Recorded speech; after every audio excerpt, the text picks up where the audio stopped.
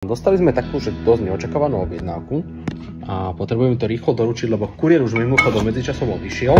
Dobalím to chytro a ideme sa nájsť, lebo raňajky sme ako štandardne v rodinnom vinárstve nestihli. Volal mi kolega, volal mi Tibi, že nech idem pozrieť vinohrad do Rieslingu Vlaského. Takže vlastne teraz sa robí to zastrkovanie, dávame toto tých dvojdráte, aby to pekne rovno rástlo, aby to ani traktor nezobral.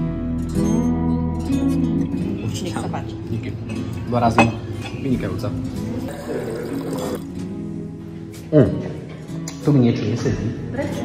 A vieš čo, vystupuje mi alkohol. Matko, prosím ťa, skontrolujte potom. Dobre, Tatino, prosím ťa, vieš čo urobiť.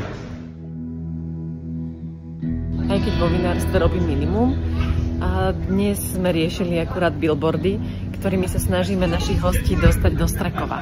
Ako sa to volá? Slezmaurský, áno. A ja idem nájsť gitaru, ktorú som rok nemal v ruke, možno že aj viacej, tak snáď bude aj naladená. Takže robím takýto čajíček, nazvala som ho vyprošťovák a to je, keď to niekto preženie s vínkom, môže sa s tým vykurírovať. Idem vám otravovať život. Hej, vytiahol niekto gitaru. Dneska bol dlhý deň, tak som zobral niekde z chladničky. Náš sekt.